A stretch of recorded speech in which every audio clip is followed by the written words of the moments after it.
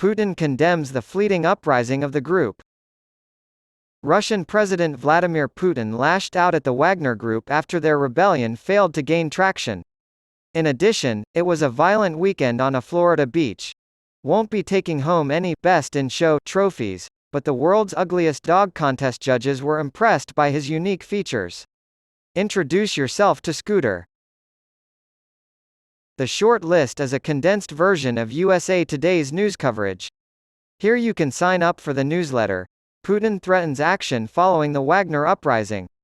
Russian President Vladimir Putin, visibly irritated by the brief weekend uprising led by Yevgeny Prigozhin, founder of the mercenary Wagner Group, vowed on Monday to take decisive action against the perpetrators.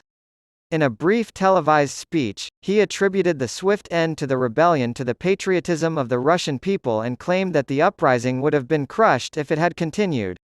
In addition, Putin claimed that many of the troops involved in the attempted coup were loyal Russians who were misled, and he apparently placed most of the blame on Prigozhin, his former ally who accepted a deal to flee to Belarus.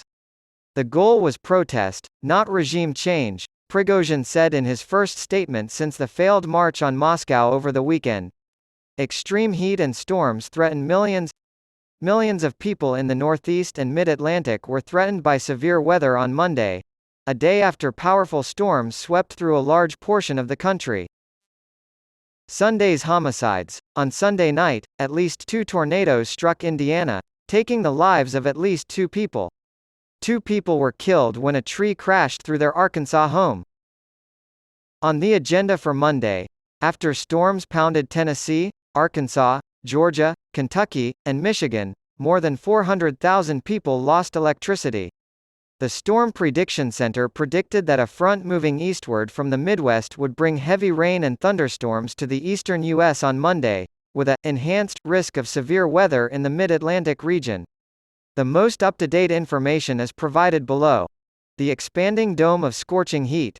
This week, a heat dome will extend beyond Texas, causing discomfort for millions. The current topic of conversation, I'm trying, y'all. During her tribute at the BET Awards, Patti LaBelle messed up the lyrics. After Roseanne Barr faced criticism for racist tweets, John Goodman said he felt bad for her. Why didn't Trump and Pence get along? There is now clear evidence of differences. Honda has recalled over 1.2 million vehicles worldwide, including the Odyssey, Pilot, and Passport. How polyamorous relationships can function when one partner is wired differently.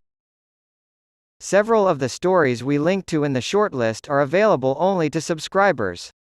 Please consider becoming a digital subscriber to USA Today right now to help support our reporting.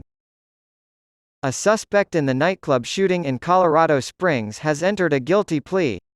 On Monday, the man accused of killing 5 people and injuring 17 others in a November shooting at an LGBTQ nightclub in Colorado Springs pleaded guilty to multiple counts of murder and other charges.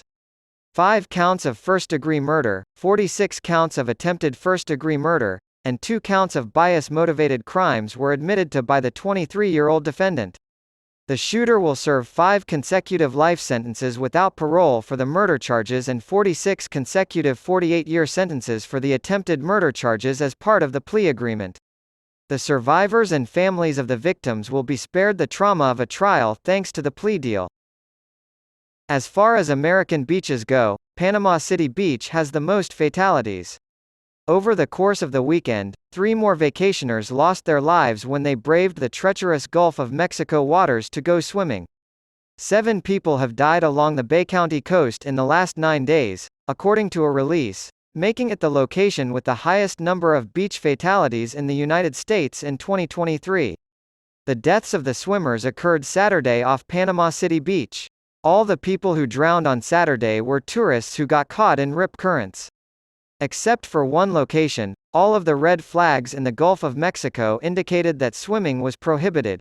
These news items come from all over the USA Today affiliated sites. Do you want to receive this news summary every evening?